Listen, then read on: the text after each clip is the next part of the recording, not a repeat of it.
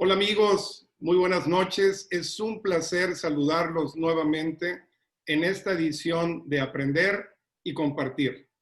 Como ustedes pueden notar, es para mí un placer enorme el contar esta noche con la compañía del ingeniero químico Hugo Lara García, que además de tener una trascendente trayectoria en el deporte, en el ámbito profesional, organizacional, es un gran amigo. Entonces, Hugo, qué gusto saludarte. ¿Cómo estás? Muy bien, muchas gracias, buenas noches.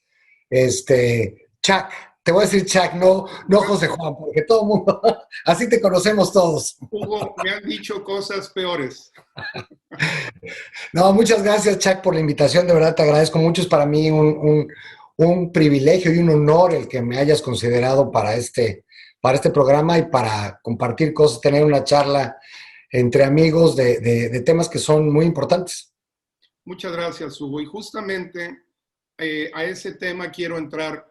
Eh, Francamente, quiero compartir con ustedes que una de las principales razones para invitar a Hugo es que muchas veces en el deporte, los que hemos sido atletas, los que hemos sido coaches, proyectamos imágenes y le hablamos a los jóvenes de lo que pueden llegar a ser y les insistimos que si ellos siguen el camino adecuado, que si trabajan fuerte, que si se esfuerzan, que si hacen las cosas de la manera adecuada, algún día van a tener logros muy importantes. Y muchas veces los jóvenes ven eso como algo muy lejano. Cuando se lo platicamos a niños, a muchachos en juveniles, en intermedias. Yo tuve el gran placer de conocer a Hugo hace ya 37 años, en 1983, en un Así es. equipo de intermedia de la Universidad del Tepeyac. Y convivimos de una manera muy cercana, tanto dentro del equipo como fuera a nivel social, con él y un grupo extraordinario de muchachos que conformaban esas dos intermedias, que además eran coaches, eran parte de una cultura y de una tradición importante en la Universidad del Tepeyac. Y quiero confesarles que han pasado muchos años, y en esos 37 años, Hugo y yo hemos platicado tal vez 3 o 4 veces, pero es un gran placer cuando coincidimos y podemos ver que eso que le decíamos a los muchachos, a los niños, existe. Cuando podemos ver excelentes jugadores, como fue el caso de Hugo, desde sus categorías infantiles y juveniles, intermedias, después cuando participó en fútbol americano en Liga Mayor, representó a la Universidad Nacional. Hugo tuvo la oportunidad de ser campeón prácticamente en todas sus categorías, juveniles, intermedias, en Liga Mayor. Fue seleccionado nacional en fútbol americano, fue capitán de los Osos de la UNAM. Y entonces fue campeón también con el equipo de los Osos en Liga Mayor. Y mucha gente piensa que pues ya la hice, ya estudié, ya terminé mi carrera, ya fui ingeniero químico, ya jugué muy bien, ya tengo un anillo de campeonato, una chamarra. Y afortunadamente Hugo siguió trabajando con esos principios y esos valores del fútbol americano, desarrollándose como profesionista, como padre de familia, y llegó a tomar puestos muy importantes a nivel organizacional. Fue director general de la empresa Parmalat y después fue director general de la empresa Vitro. Ambas empresas líderes en el ramo, y tomó estos retos de una manera muy importante y salió adelante. Además, Hugo sigue siendo atleta, sigue participando en deportes de conjunto, en triatlones, andando en bicicleta por equipos, ha participado en maratones, entre ellos el Maratón de Nueva York. Entonces, creo que el haber invitado hoy a Hugo es un invitado excelente para revisar el tema que queremos hoy compartir con ustedes. Es un tema que muchas veces creemos que es sencillo y damos por hecho, pero en realidad el entrar a disectar lo que significa la creación de un ambiente de aprendizaje es mucho, mucho más complejo. Quisiera, Hugo, sentar primero una pequeña base en donde a mí me encantaría proponer que hablemos en tres diferentes niveles. ¿Qué es creación? ¿Qué es un ambiente? ¿Y qué es aprendizaje? A manera de propuesta, pues a mí se me ocurre que cuando hablamos de crear y de la creación, pues es establecer, es identificar un escenario nuevo, algo por descubrir, algo por explorar. Cuando hablamos del tema del ambiente, pues hablamos de una atmósfera, de un entorno. Y cuando hablamos, por supuesto, del aprendizaje, pues hablamos de conocimiento, de adquirir conocimiento, de desarrollar facultades, habilidades. Entonces, con esto como propuesta, te cedo la palabra para que, si te parece bien, entremos de lleno a tus perspectivas, tus comentarios, tu experiencia, en lo que para ti es el ambiente de aprendizaje. ¿Cómo se crea un ambiente de aprendizaje en el deporte? Tú lo acabas de decir, es un tema muy complicado y quedamos por hecho, ¿no? Y si yo me remonto a mis tiempos, porque en el deporte, pues me tocó ser coaching, ¿no? Era la persona a la que coachaban, a la que le enseñaban, a la que le decían qué hacer. Luego fuimos coaches y ahora que lo dices, es impresionante ahora que lo veo. Han pasado casi 40 años desde la primera vez que fui coach. Tenía yo 17 años cuando por primera vez me dieron la responsabilidad de enseñar a niños de 10, 11 años. Y nadie te enseña cómo enseñar y nadie te dice qué tienes que hacer, ¿no? Entonces, este tema de crear un ambiente de aprendizaje se vuelve súper, súper importante, porque a esas edades y en esos lugares es muy importante, es lo que la gente se queda como deben de ser las cosas, ¿no? O sea, todos tenemos la imagen del coach que llegaba y gritaba y te decía qué hacer, y las prácticas eran silbidos y gritos y todo el mundo iba por aquí, corre, y tú como jugador te sientes perdido muchas veces porque no hay un ambiente de intercambio de conocimiento, no hay tiempo, no nos dedicamos a tener tiempo. ¿Y por qué? Porque los que lo hacíamos tampoco sabíamos cómo hacerlo. O sea, partes de la base de cuál era nuestro objetivo en ese entonces, todos queríamos ganar. Querías que te invitaran primero a un staff y luego querías ser el head coach de ese staff. Y lo único que interesaba era ganar.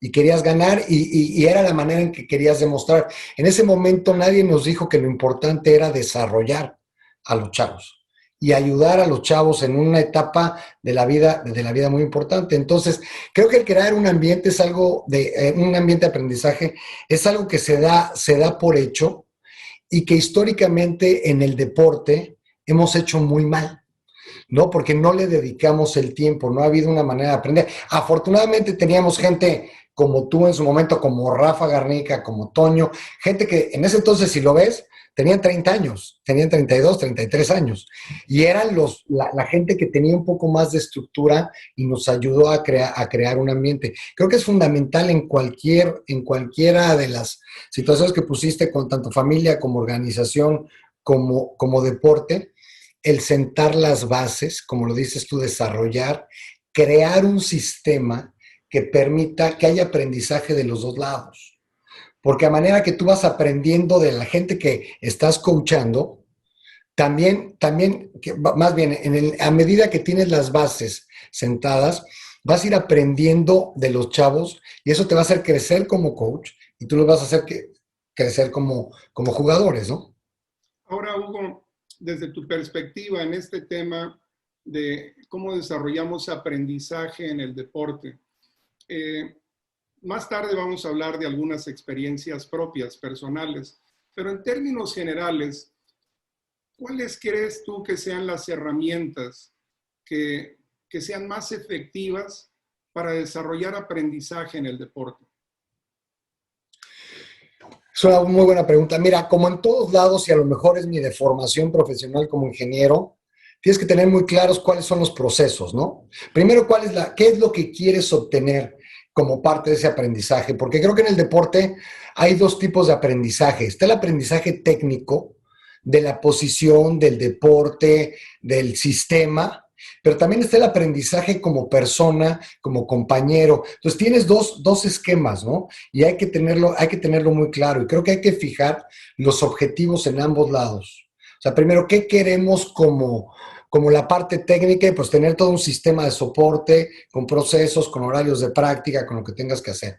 Y desde un punto de vista, ¿cuál es nuestro objetivo más allá de la parte técnica? Enseñar a los chavos a trabajar en equipo, a hacerlos, no sé, que se desarrollen mejor como persona, que sean mejores compañeros, que aprendan que estas sean las bases para una futura vida, tanto académica como profesional como familiar, ¿no? Entonces yo creo que hay que establecer primero qué quieres hacer en cada una de las dos partes, tanto la técnica como la de desarrollo de personas. Estoy plenamente de acuerdo con lo que tú mencionas y me gustaría añadir que probablemente estaríamos de acuerdo en que uno de los aspectos más ausentes es el aspecto pedagógico y de desarrollo del carácter. Eh, Entendiendo carácter como el todo. Es decir, muchas veces en el deporte, y tú y yo tuvimos la fortuna de jugar fútbol americano, muchas veces el coach se presenta de una manera agresiva e impacta con base en su personalidad. Pero en realidad el desarrollo del carácter implica mucho más que una postura física. Tiene que ver con una postura mental. Y muchas veces, más allá de la confrontación, el carácter se puede desarrollar a través del intelecto, a través de la introspección, a través de los valores que muchas veces dejamos de utilizar en las prácticas deportivas, la tolerancia, la solidaridad, el compañerismo, la resiliencia y muchas otras que son herramientas que nos permiten aprender. Por ejemplo, a mí me parece que un elemento sustancial es el desarrollo de la confianza. Muchas veces en los procesos de aprendizaje en el deporte se ejerce mucha presión y hay una gran carga emocional.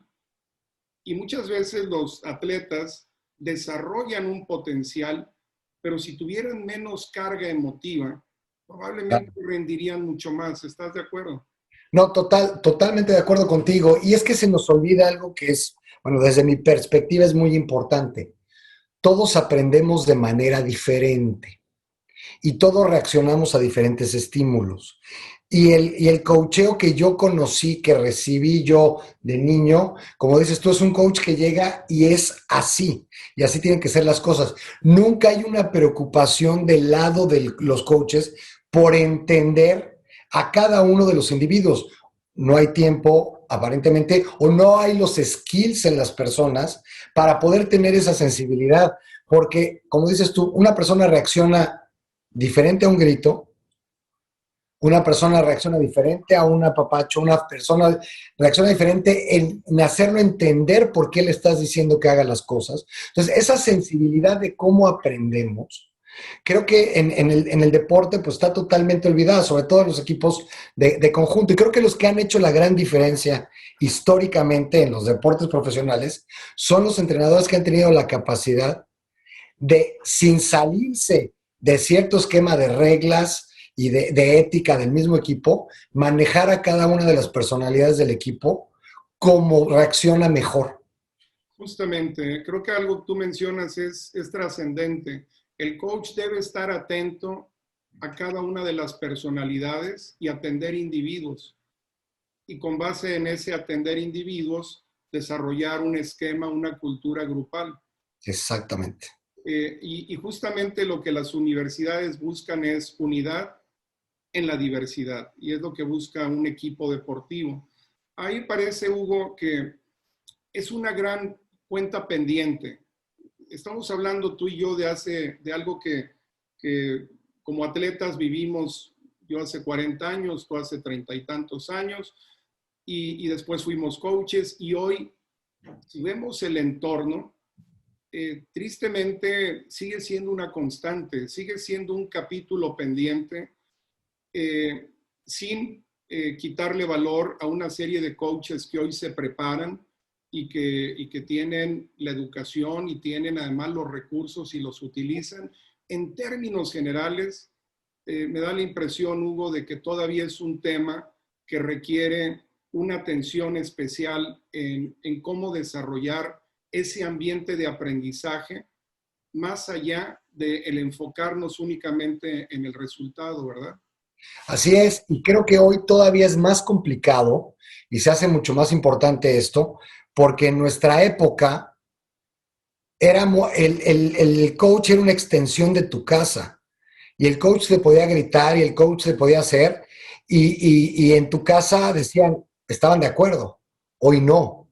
Hoy quiero ver cuando un coach le grita o jalonea o le habla fuerte al chavo. El chavo es el primero en reclamar y ahí viene atrás toda la familia, ¿no? Con reclamos y con cosas. Entonces, todavía se hace mucho más sensible eso porque antes había una estructura que decía, pues aquí yo dejo a mi hijo en el campo y aquí dentro del campo es del coach, el coach puede hacer con él lo que quiera. Hoy eso ya no sucede, ¿no? En tu opinión, Hugo, ¿cuál sería, si tú regresaras a ser coach hoy, cuál sería para crear este ambiente de aprendizaje el principal punto en el que tú te apoyarías? Pues mira, yo creo que es mucho lo que comentabas hace un momento, en tratar de entender más a los jugadores, en tratar de entender más a los chavos, pero que hubiera un entendimiento de todo el staff, que estamos trabajando en dos sentidos. Sí queremos ganar, sí queremos que aprendan fútbol, sí queremos enseñarlos a taclear, pero lo que queremos, esto se acaba. Y muchos de los que están jugando infantil no vuelven a jugar más. O los que juegan intermedia no vuelven a jugar más. O si juegas Liga Mayor a los 24 años, se acabó. Eso es lo que tenemos que entender. Entonces, sí queremos enseñarlos a jugar, sí queremos enseñarlos a que sean ganadores, a que tengan un carácter dentro del campo y dentro del fútbol, pero también enseñarlos a que van a vivir después otras cosas y que tienen que ser mejores personas y hay que empezarlos a formar en valores, en trabajo en equipo, en lo que tú dices, en carácter, en muchas cosas que después van a necesitar en la vida como herramientas. Creo que es un gran esquema. Alguna vez oí, y posiblemente hay gente que nos esté escuchando, del fútbol americano que no le va a gustar lo que voy a decir en este momento. Siempre hemos dicho que el fútbol americano es un deporte formativo, ¿no? Y que ayuda a formar a las personas. Yo creo que si tú no tienes ciertas características, cierta educación y cierta formación, no vas a poder jugar fútbol americano. O vas a poder jugarlo, pero cuando termines de jugar fútbol americano, vas a estar igualmente fuera. El fútbol americano no te va a formar si no tienes unas ciertas características, ¿no? Esto se acaba. Entonces hay que ayudar a los chavos a trabajar en eso para que sean mejores cuando se acabe esto a los 20 años. Por supuesto, y yo quisiera complementar lo que tú mencionas diciendo que para que esto sea formativo, los coaches tienen la responsabilidad de ser un vehículo para que ese desarrollo humano exista, para que esa formación sea propicia y trabajar con perfiles y con ética y de una manera comprometida más allá del campo de juego. ¿Qué te parece, Hugo, si ahora saltamos una valla y nos vamos al área organizacional? Obviamente, como lo mencionaba yo al presentarte, es un placer el poder contar con tu presencia, porque tienes una expertise, porque tienes una trayectoria importante en diferentes niveles de la vida organizacional y particularmente como líder, trabajando a un nivel de dirección de empresas que tienen un posicionamiento importante a nivel nacional e internacional. ¿Cómo se da, en tu opinión y en tu experiencia, en términos generales, este desarrollo, esta creación de espacios de aprendizaje en la vida organizacional? Pues mira, creo que también ahí hay un gran reto, ¿no? Y hemos pasado, creo que el deporte, la familia, es un reflejo de lo que pasa en las organizaciones. Al final de cuentas, ahí tienes un espejo, porque la gente que va a trabajar tiene una familia, tuvo una formación, y tiene que ver con ciertas épocas. Y también en la organización ha ido evolucionando esto de manera muy importante. Yo empecé a trabajar en 1987 formalmente, o sea, hace 33 años.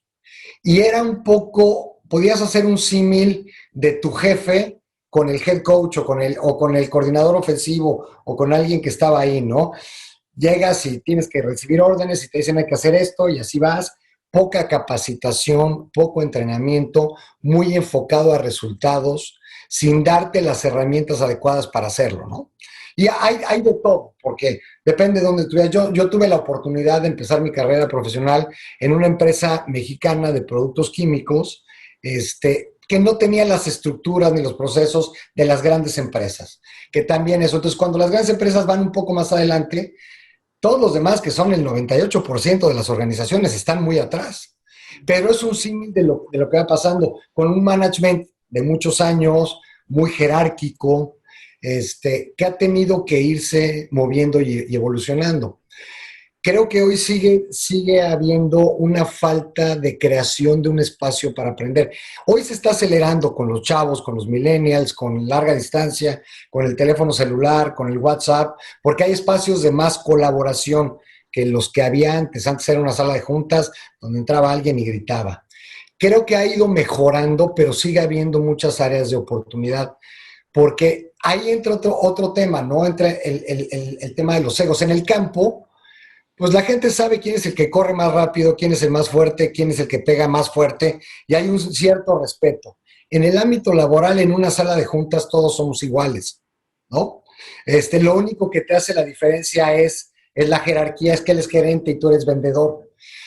Entonces, ahí se conjunta una serie de cosas de cómo vas estableciendo tu posición cuando no hay golpes, cuando no hay un arrancón, cuando no hay algo, ¿no? O sea, y es un cambio radical porque, y sobre todo la gente que venimos del deporte, que estamos acostumbrados a ganarnos nuestra posición a base de cosas muy rápidas, o un tacleo a campo abierto, paras de cabeza a alguien, en ese momento te ganaste el respeto, ¿no? Aquí hacer eso en una junta con tu jefe puede ser contraproducente.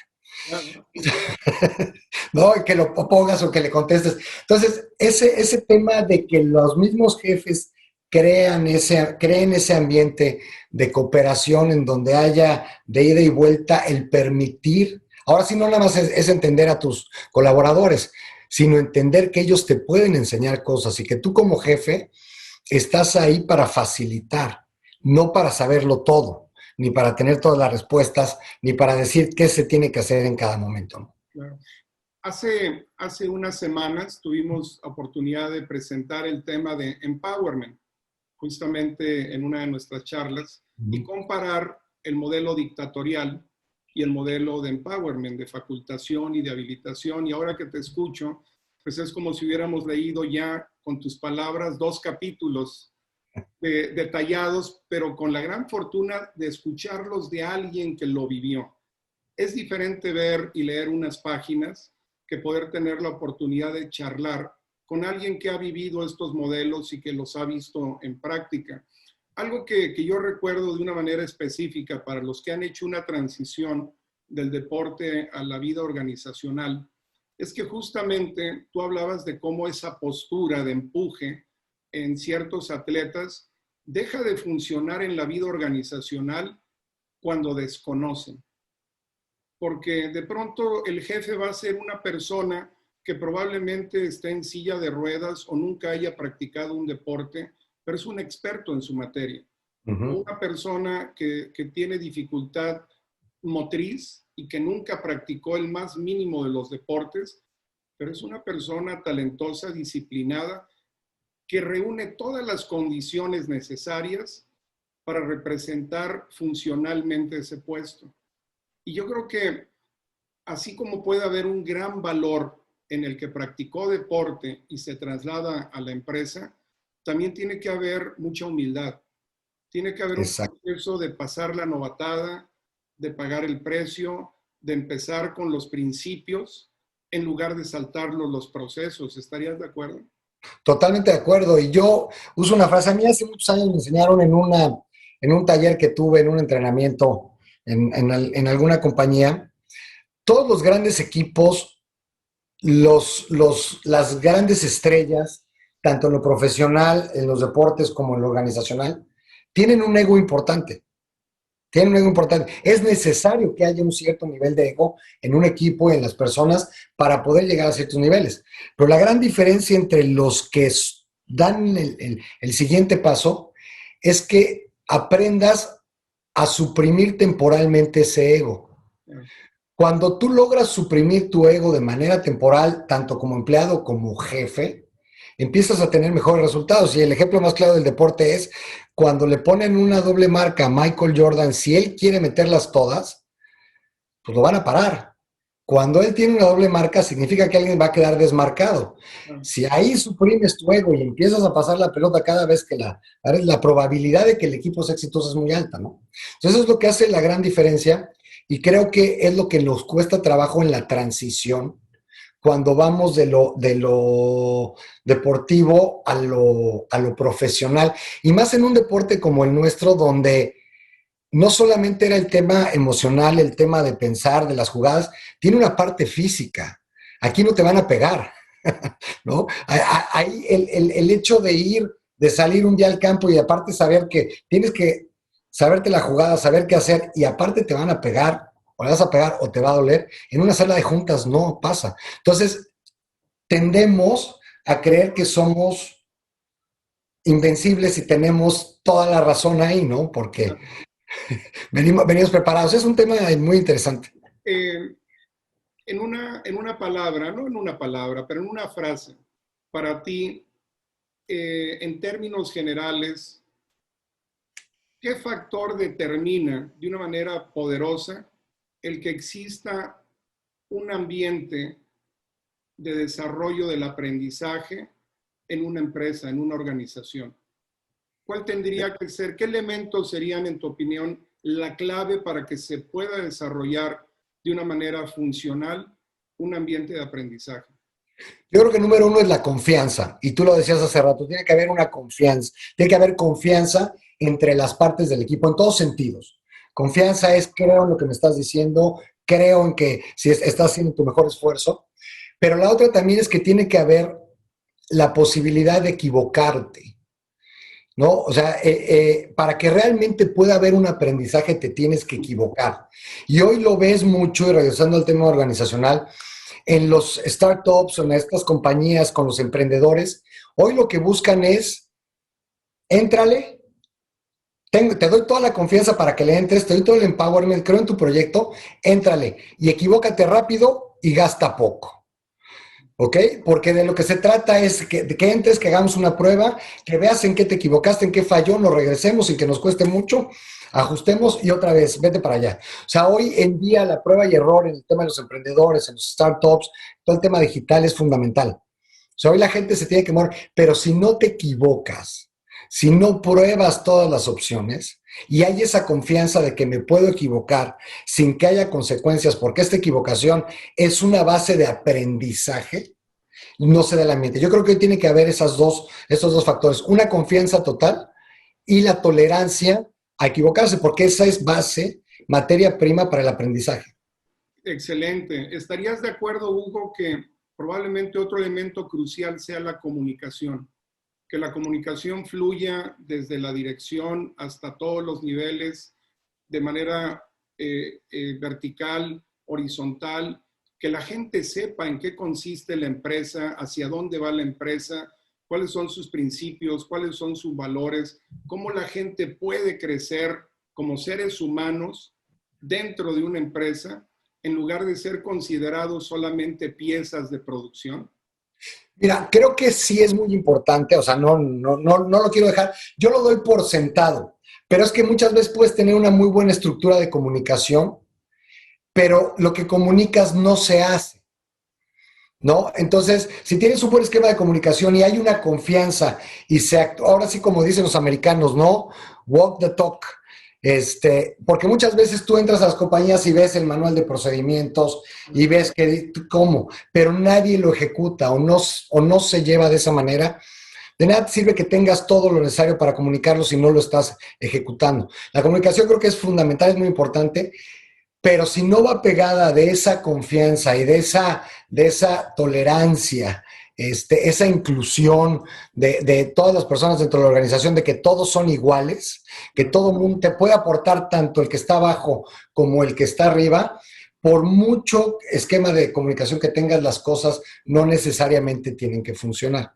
Y esto, digo, que sin duda se traduce en somos un grupo en lugar de individuos, ¿verdad? Hablamos en plural, nos ponemos la camiseta de la empresa y podemos vivir la misión de la empresa de una manera presencial, específica. Nos convertimos de una manera en el espíritu de cada una de las acciones de la empresa, ¿cierto?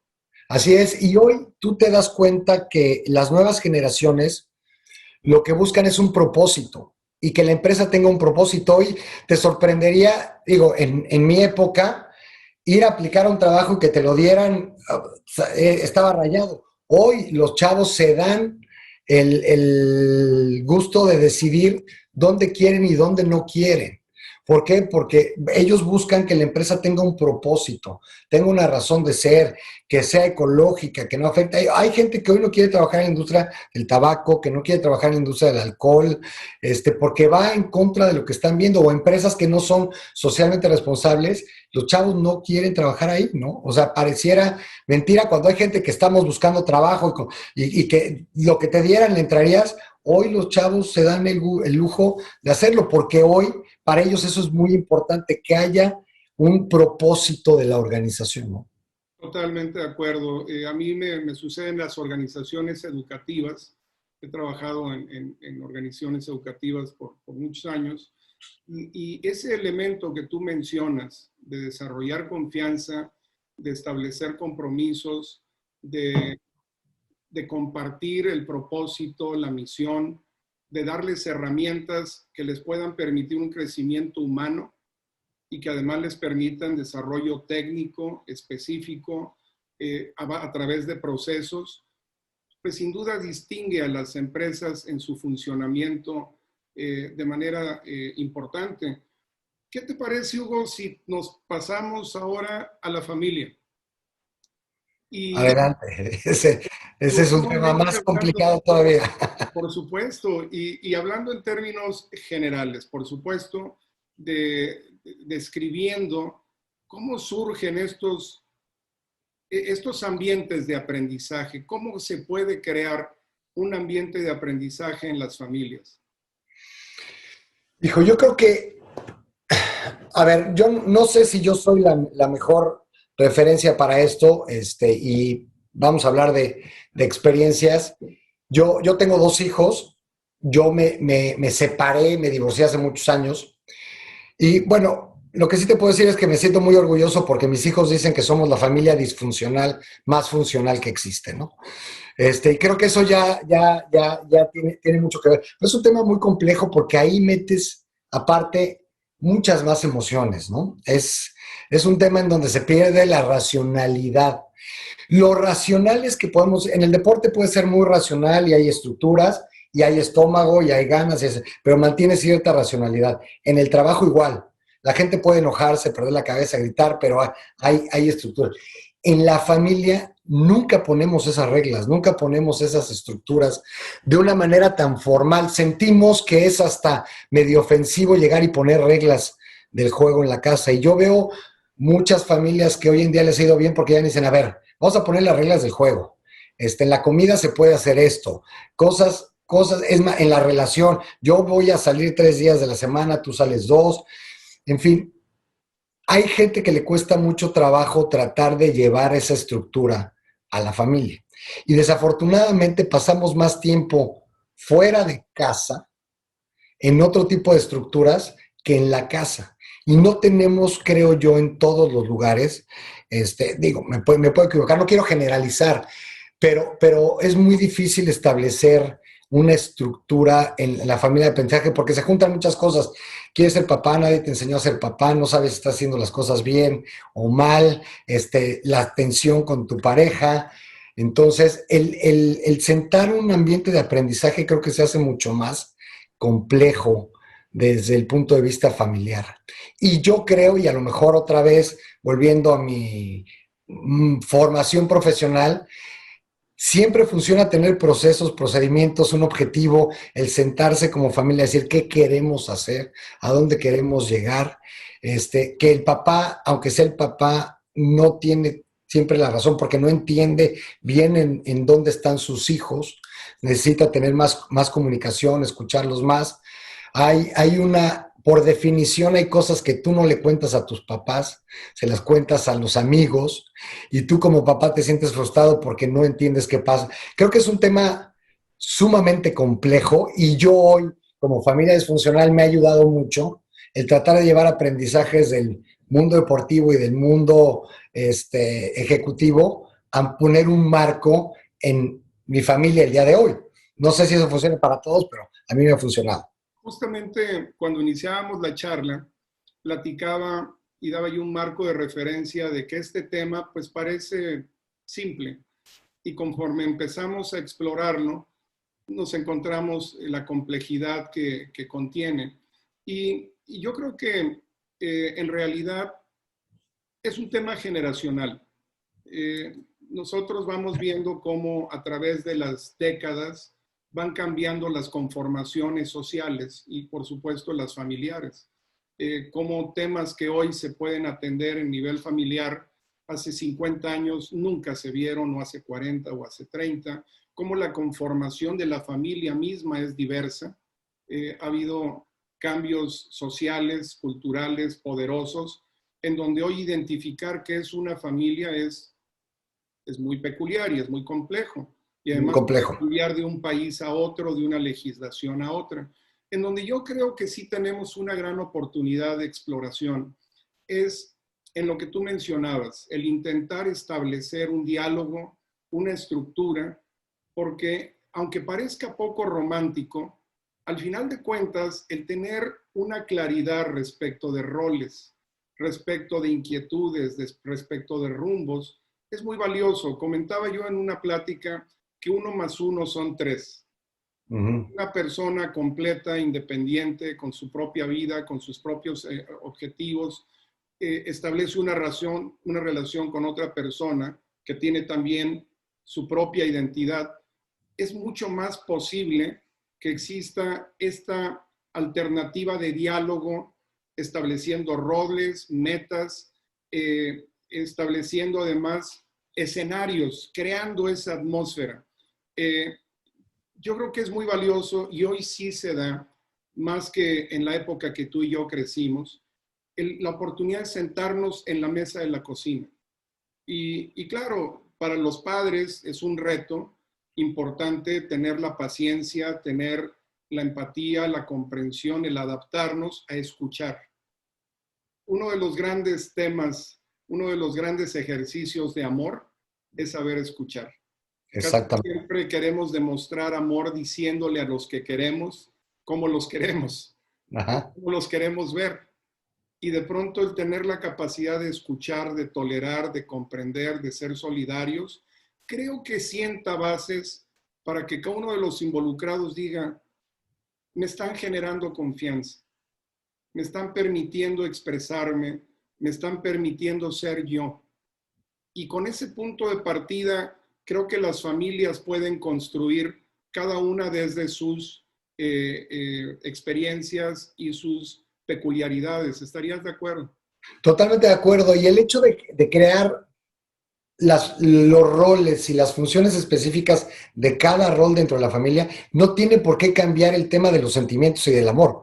Muchas veces dentro de las familias, cuando empiezas a trabajar estos temas, piensan que estás quitando la parte emocional y la parte sentimental, que lo estás convirtiendo en una transacción, que lo estás convirtiendo en un contrato, y no es, o sea, no interviene una cosa con la otra. El gran error que creo que cometemos es que porque te quiero y me quieres, pues las cosas se sobreentienden, ¿no? O se entienden sin que haya esa claridad. Es un tema súper, súper complejo y hoy, como dices, ha cambiado, pero otra vez yo regreso a las bases. Confianza, comunicación, transparencia, coherencia, Claro. ¿no? Son la base en el esquema que quieras. Y justamente aquí quiero yo cerrar este paquete general en donde, pues de pronto fuimos atletas o coaches, podemos tener un rol de liderazgo o en una organización o en el deporte, y de pronto nos toca esta dimensión en la familia. Y la realidad es que el mecanismo es el mismo. Acabas de describir tú justamente atributos, herramientas que en ocasiones se nos olvida practicar. en ocasiones nos volvemos unidimensionales. Y al final de cuentas, estos tres escenarios nos alimentan y los necesitamos. Para ser una persona que rinda su potencial, estas tres dimensiones requieren atención.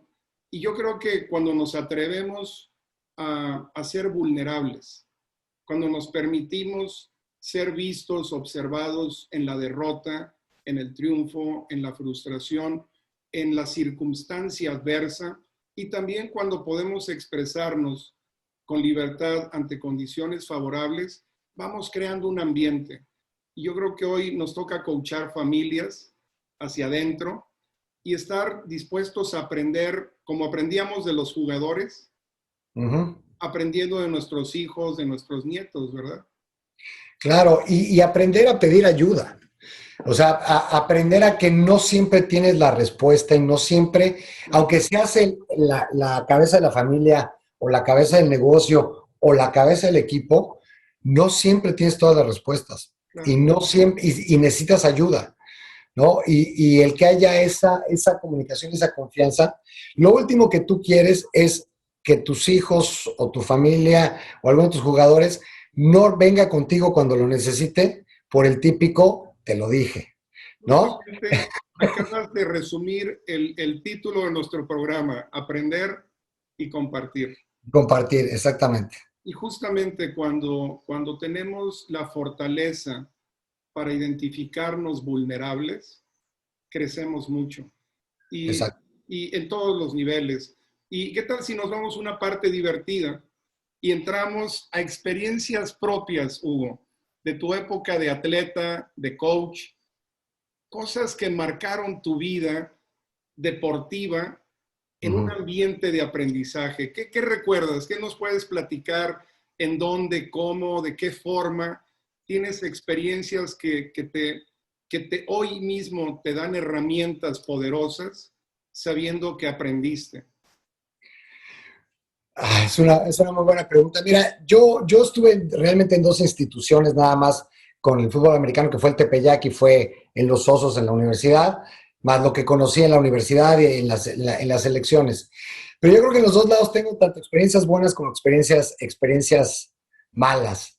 Y regresando a lo que comentábamos de no haber un ambiente de aprendizaje, yo me acuerdo la primera vez que yo llegué a un campo que me puso un equipo, a ver, ni siquiera me dijeron cómo se tenían que poner, cómo se ponían los nitros y cómo se ponían las tablas. Yo recuerdo que me puse las tablas al revés y nada, porque llegas a un grupo en donde hay gente que ya jugó muchos años, tus coaches tienen 2, 3 años más que tú y también juegan, y para ellos eso no es importante.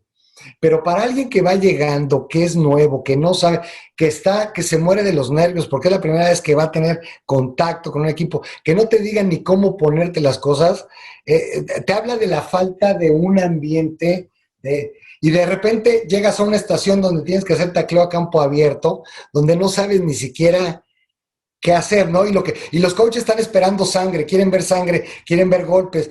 Es muy frustrante, ¿no? Y ahí es donde mucha gente se decanta de ese tipo de cosas. Tienes que tener unas ciertas características que a veces digo que estábamos muy locos para regresar al día siguiente después de una experiencia de ese tipo, ¿no? Sí. Pero seguramente hubo, y estoy seguro que hubo experiencias muy bonitas de aprendizaje, que tú recuerdes, que digas, caramba, en Frailes o en Osos o en Pumas o en la selección nacional, ¿hay algo que te venga a la mente como una experiencia de aprendizaje que te haya proyectado alguna situación en particular? Sí, y yo creo que y tú lo tuviste de invitado hace poco, que fue con Rafa Garnica. Yo a Rafa lo considero pues, un coach, un mentor. Yo a Rafa siempre lo vi para arriba y fue una persona muy importante en mi formación como jugador, y hasta la fecha sigo platicando con él, intercambiando muchas cosas. Para mí en la intermedia de 84, el que Rafa Garnica, siendo el head coach del equipo, tomara él personalmente la responsabilidad de la línea ofensiva y dejar a Chuy y te dejara a ti con los quarterbacks, con los receptores, y él tomara como proyecto a la línea ofensiva, para mí fue un claro ejemplo que me he llevado yo durante mi carrera profesional de cómo un líder realmente, para mí esa es la mayor supresión del ego que te puedas imaginar, ¿no? O sea, ir a coachar a los gordos, pasarme toda la práctica ahí con los gordos cuando puedo estar con los quarterbacks y con los receptores haciendo esto, porque es una parte súper importante del equipo. Aparte tengo a 7 pelados, pero no tengo a más. Ahí necesito que estén bien. Para mí esa fue una de las experiencias y de los aprendizajes más grandes que tuve, porque teníamos una persona que no solamente, a ver, Rafa no es que técnicamente nos enseñara de la línea ofensiva, porque él no era un coach de línea ofensiva, pero nos hizo crecer mucho como unidad y como grupo, y le dio la confianza a personas que no te hubieras imaginado nunca que podían haber jugado en esa línea, ¿no? Entonces, para mí es un gran ejemplo de cómo yo puedo ser la cabeza, pero voy a tomar una posición, un rol en otro lugar que pareciera no tan importante, pero es muy importante para el equipo. Y en tu trayectoria como coach, alguna experiencia que recuerdes de manera importante cuando tú eras el coach? Cuando yo fui coach, Sí. pues mira, también y creo que y en ese momento lo hice un poquito más, muchas veces he tratado de racionalizarlo, y no sé si fue por temor o por acomodarme o por qué fue, pero tú en 1987, no, 86, perdón, cuando tú habías tomado a la coordinación del Tepeyac, me diste a mí la cabeza de una juvenil A, Sí. como head coach, cuando realmente había gente como Julián Skinfield, que tenía mucho más trayectoria, mucho más conocimiento de fútbol, como para haberlo tomado. Pero tu lógica fue, yo ya había jugado en Liga Mayor, ya tenía como que un nivel más como jugador, no sé si así lo viste o no, y me diste esa oportunidad. Yo no podía ser, yo no era ni coordinador ofensivo, ni iba a ser head coach por primera vez de un equipo muy competitivo que eventualmente fuimos campeones, con chavos que sabían mucho fútbol, y pues yo sí sabía de línea ofensiva, pero nada más. Entonces, aunque yo era el head coach del equipo, Julián prácticamente era el que manejaba la ofensiva. Y ahí utilicé la misma técnica que Rafa, pero para mi beneficio. No creo que en el nivel racional que hizo Rafa, pero yo fui un poco más, me quedé con la línea ofensiva y Julián como coordinador ofensivo. Yo no podía mandar una jugada ofensiva. O sea, yo no podía estar en el campo mandando una jugada. Sin embargo, era el head coach del equipo. Entonces, para mí esa también fue una gran experiencia y seguramente los chavos que lo están oyendo ahora a lo mejor no se lo imaginan, pero yo ahí serví de coordinador, de facilitador. Mi trabajo era más estar con los chavos, tratar de entenderlos, porque yo no tenía el nivel técnico para estar en una línea mandando las jugadas y viendo qué hacer. Teníamos a Carlos Gámez de coordinador defensivo extraordinario y a Julián mandando las jugadas. Yo los dejé, yo me hice para atrás y yo tomé la parte de la relación con los chavos, de acercarme y de coachar la línea ofensiva, que era lo que sí entendía, ¿no? Pues coincidimos, te voy a compartir mi experiencia como jugador y como coach. Como jugador, la transición, cuando llego a Liga Mayor, fui beneficiado de un ambiente de aprendizaje en donde podía competir. Yo nunca había jugado fútbol, había jugado una intermedia y ese mismo año estoy en Liga Mayor, en un grupo muy competitivo, pero tuve la oportunidad de decir, quiero jugar esta posición. Me pedían que me cambiara de flanqueador, yo era ala abierta y yo insistí en jugar de ala abierta contra muchos pronósticos, pero el ambiente que existía, el ambiente era propicio para que alguien totalmente inexperto se atreviera.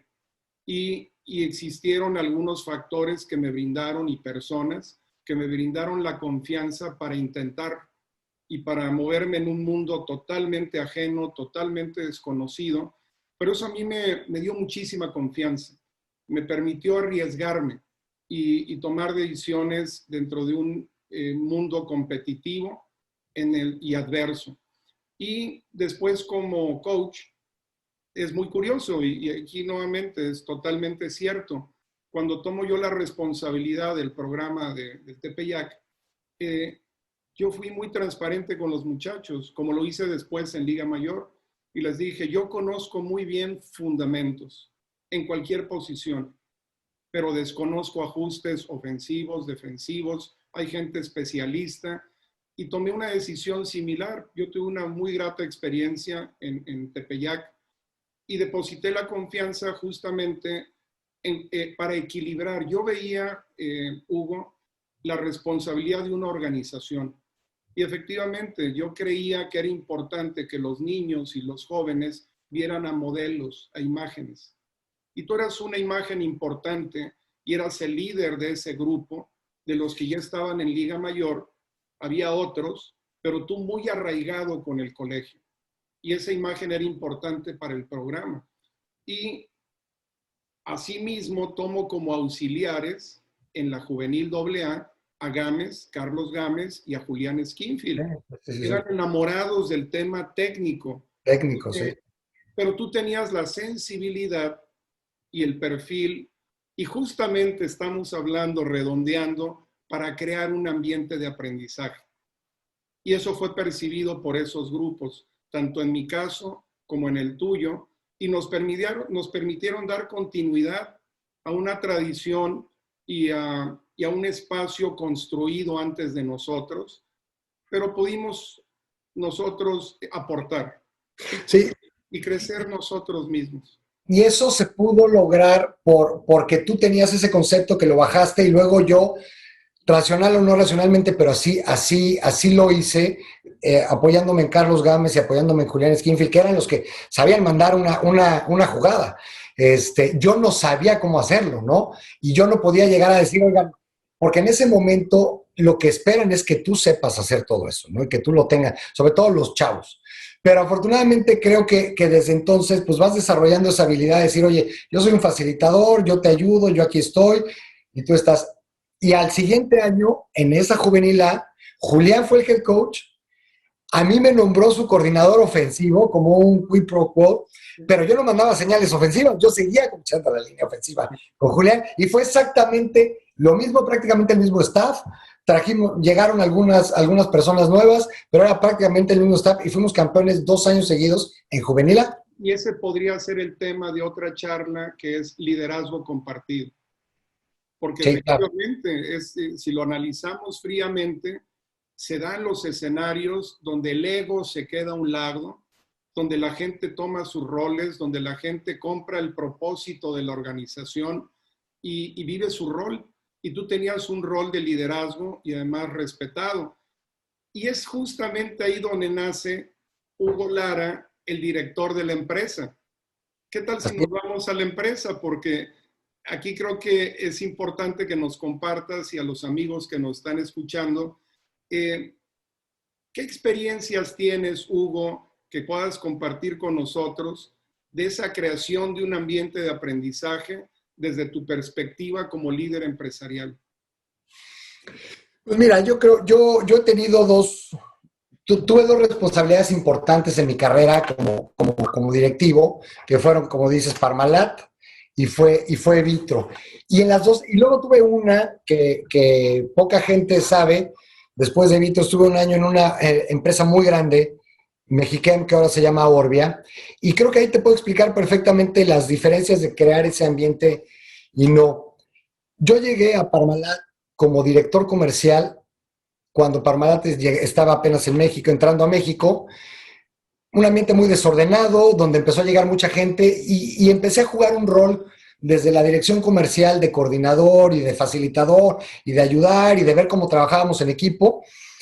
Y con todo ese grupo eventualmente se da la oportunidad de que los italianos empiezan a ir de México y me quedo yo con un grupo que habíamos trabajado juntos. Entonces fue muy fácil poder seguir trabajando porque prácticamente ellos fueron los que me dieron el liderazgo, ¿no? Porque yo como peer trabajé con ellos y hicimos un muy buen equipo de trabajo. Lo mismo me pasa en Vitro, digo, Parmalat, desafortunadamente hubo temas en Europa, tuvimos que venderla. Y en Vitro igual, yo hice una carrera de casi 10 años en Vitro, en donde llegué también como director comercial, pero con un grupo de gente donde empezamos a trabajar juntos y empezamos a hacer cosas, a subir. Y cuando me toca a mí ser el director general, pues toda la gente que estaba conmigo y me reportaba de alguna manera, pues habíamos crecido juntos. Y algunos de ellos se vinieron conmigo y tuvieron otros puestos y los puse en otros lugares y las cosas fluyeron muy bien. Salió muy bien la reestructura, hicimos la sucesión con el miembro de la familia y todo quedó muy bien. Y de ahí me voy a esta compañía que es que es Mexiquem, en donde llego, ahora sí como cabeza de un negocio, no llego a hacer una carrera y a trabajar con la gente desde abajo, sino llego ya a una posición arriba, un negocio que era casi 3 veces más grande que Vitro, para manejar Europa y Latinoamérica y fusionar esos dos negocios. Era un proyecto muy, muy interesante, que el proyecto en sí no se pudo hacer por ciertas cosas, pero profesionalmente fue muy frustrante para mí porque yo venía de haber hecho una reestructura muy compleja, en situaciones muy adversas, con demandas, sin poder viajar a algunos países porque nos arrestaban y temas muy, muy, muy complejos. Y llegué aquí donde dije, oye, aquí no hay nada de esos temas, debe ser muy fácil.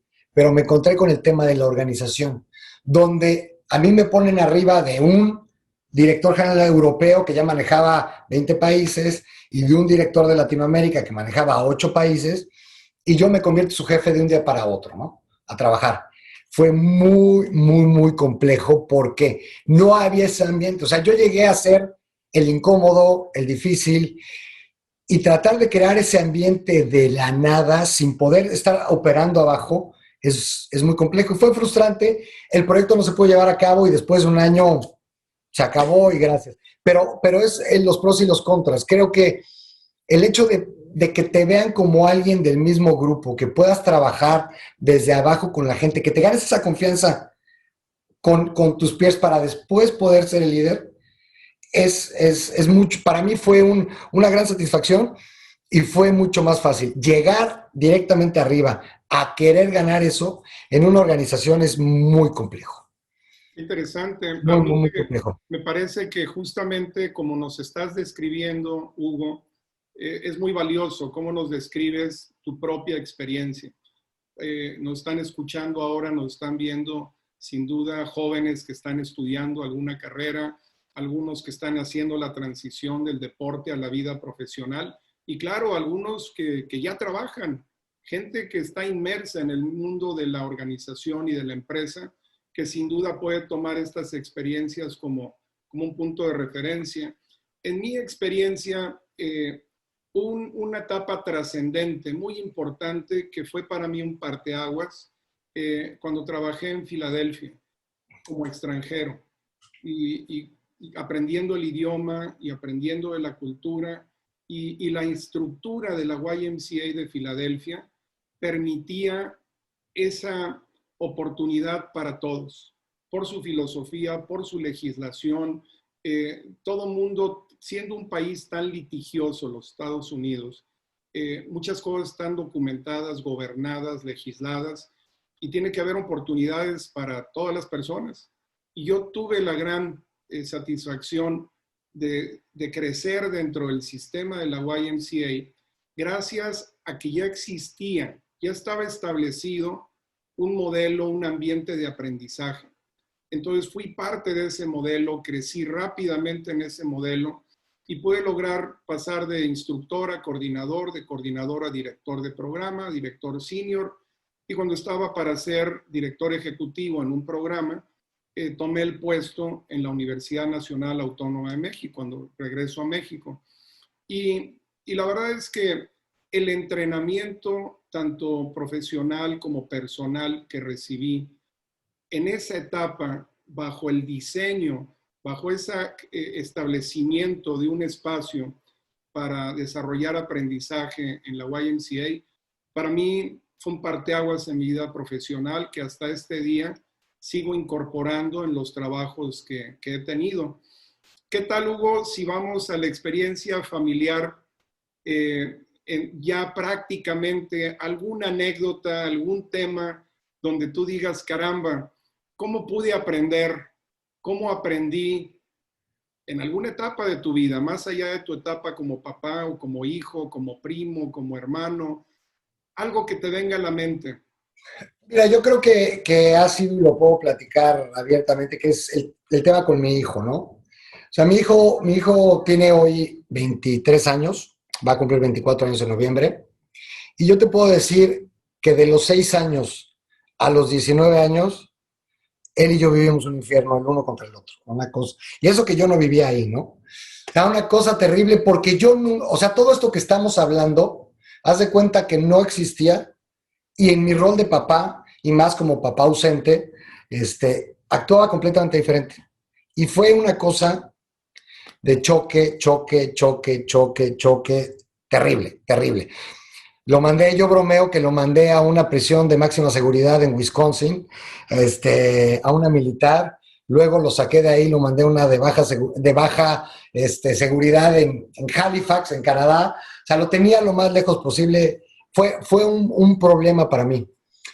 Hasta que un día dije, esto tiene que cambiar. O sea, yo era mucho del tema de tratar de acercarme, pero no soy tu amigo, soy tu papá, ¿no? Y un día, no me preguntes por qué decidí cambiar completamente. Creo que también ayudó el estar lejos, el bajarle un poco, porque cada vez que lo veía acabábamos mal. Y me retaba, yo creo que pocas personas en esta vida me han retado como él me ha retado. O sea, a tal grado que un día me retó a golpes en la calle. Y afortunadamente yo guardé la calma y dije, aquí me quedo. Me acuerdo que su mamá todavía me volteaba a ver y me decía, vas, de una vez. O sea, como diciendo, sí, ya, de una vez, ya vamos a acabar con esto. Y afortunadamente no lo hicimos. Una época muy complicada.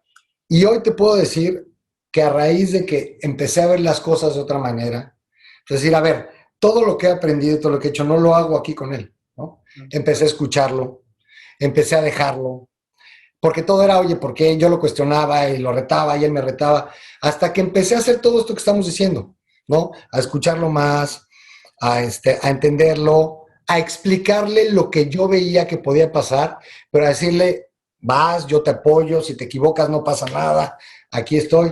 Y hoy las cosas, no sabes, parece que me lo cambiaron, que llegaron los aliens, se lo llevaron y me lo cambiaron por otro, ¿no? Es una lección impresionante, yo creo que para los dos. Y sin duda estás describiendo un ambiente, porque más que una persona es una serie de O personas. sea, cambié la dinámica con él, ¿no? Claro, Pero yo fui el que cambié, yo fui el que tuve que cambiar. O sea, yo no lo iba a hacer cambiar a él nunca, pero el cambiar yo lo hizo que él también viera las cosas desde otro punto de vista. Y hoy no sabes cómo fluyen las cosas, ya somos socios en un negocio, en fin, es otra relación. finalmente pudiste poner en práctica lo que la teoría dice, ¿verdad? Y desde tu posición de responsabilidad y de coacheo, poner Ujú. justamente en práctica esas herramientas de una manera satisfactoria. En mi Pero no caso, sé por qué como papá te cuesta tanto trabajo hacerlo, ¿no? Es un poco el tema de decir, es que eso no funciona aquí, ¿no? O sea, claro, es difícil. yo te puedo decir que yo lo he trabajado mucho con sobrinos, con nietos, con nietas, este, y bueno, yo creo que cada espacio tiene su particularidad y tiene su oportunidad de desarrollo. Yo algo que puedo compartir en este momento dentro de esta dinámica es que mi papá y mi mamá crearon ese ambiente para 10, fuimos 10, yo soy el 10º de 10, en Wow. condiciones muy adversas, viniendo todos de un pueblito de Jalisco a la Ciudad de México. Yo soy el único que nació en la Ciudad de México en condiciones socioeconómicas muy difíciles.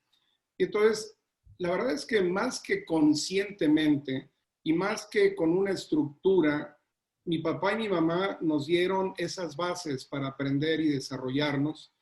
Y, por ejemplo, mi papá nunca fue a ver un juego mío.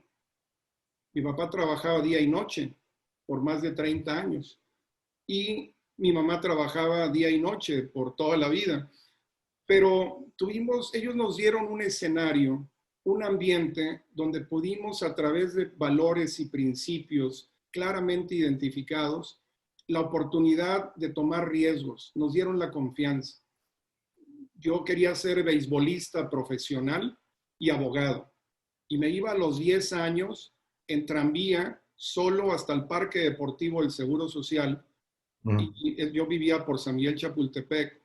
Se acababa el juego, terminaba a las 11 de la noche, ya no había tranvía y regresaba caminando. Y mi mamá y mi papá pudieron haberme castigado toda la vida, pero mi papá no estaba Mm. trabajando.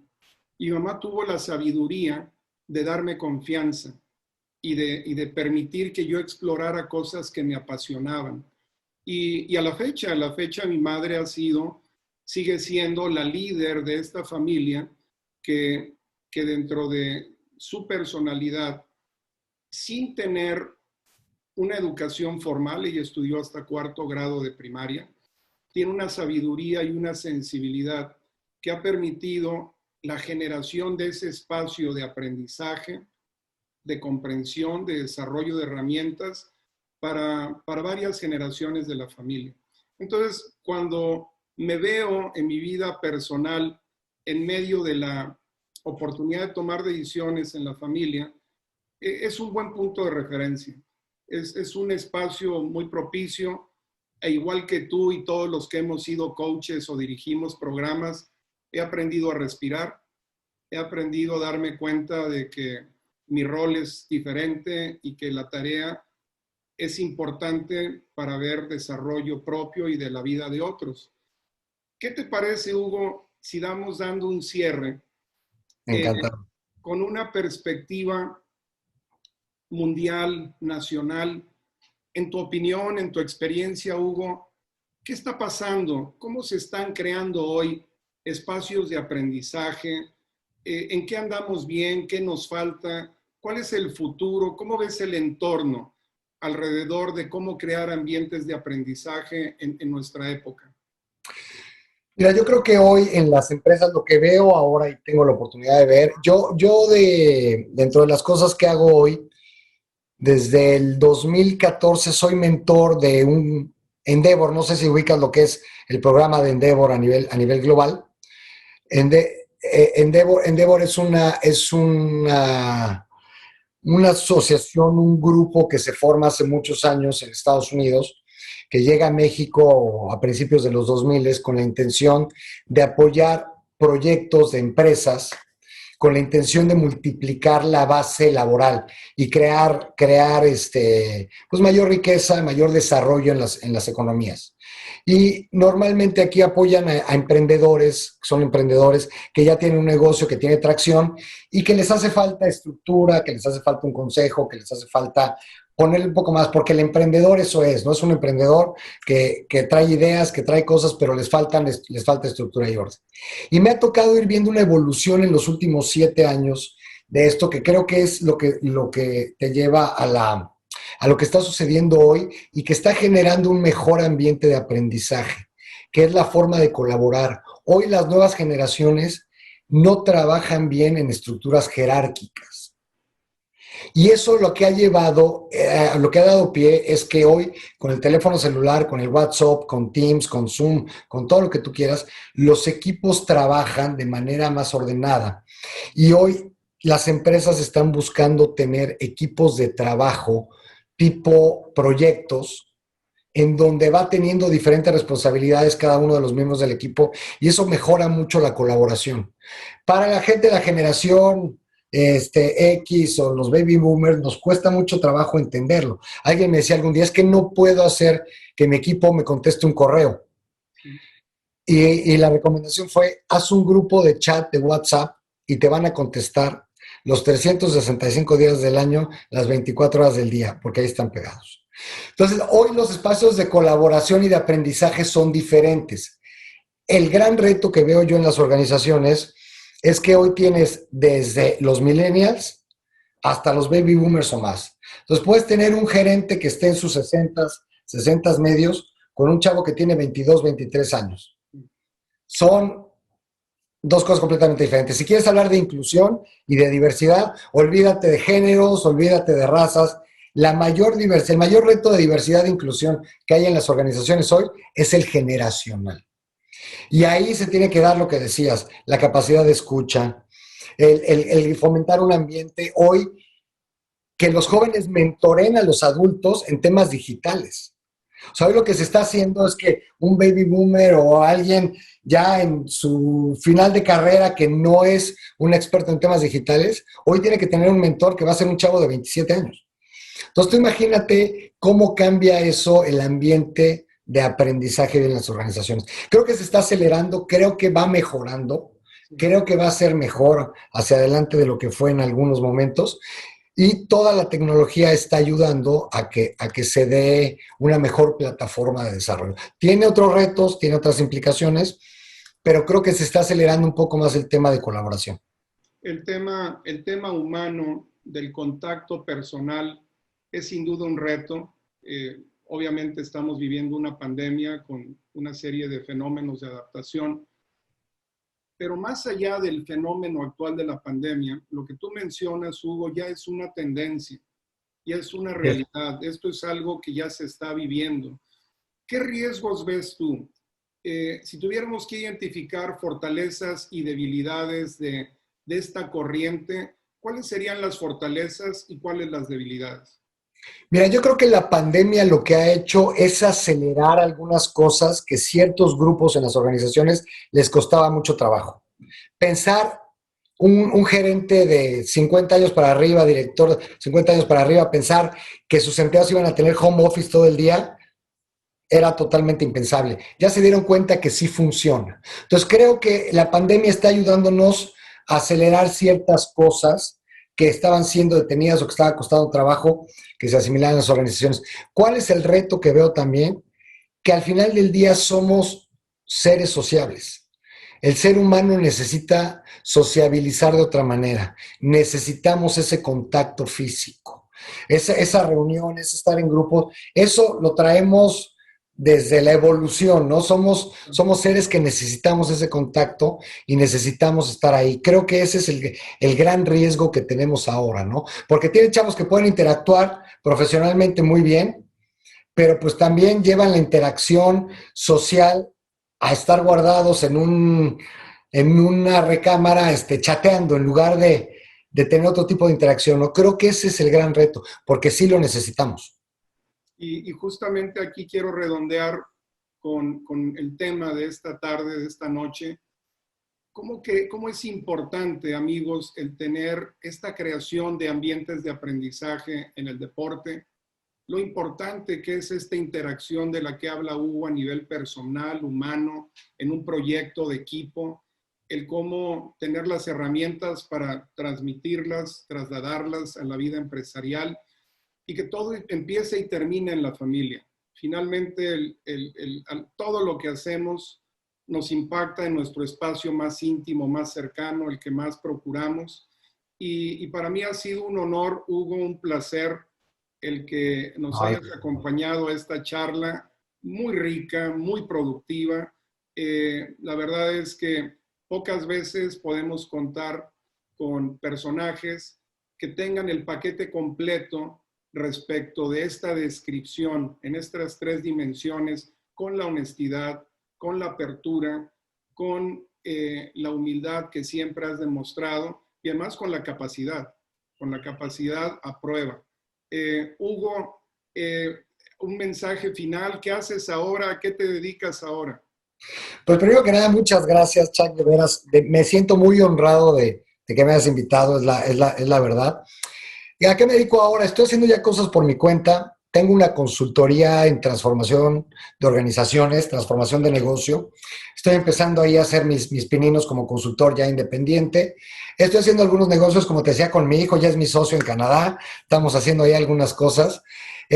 Pero otra vez muy enfocado, me estoy certificando como coach con la Federación Internacional de Coaching, otra vez porque creo en esto, pues participo en consejos de administración, estoy mentoreando en Endeavor, entonces creo que aunque hay experiencia de muchos años, siempre, y regreso otra vez, a mí me hace falta estructura siempre, ¿no? O sea, siempre estoy buscando estructura, forma, procedimientos, disciplina, el que las cosas funcionen con un cierto orden.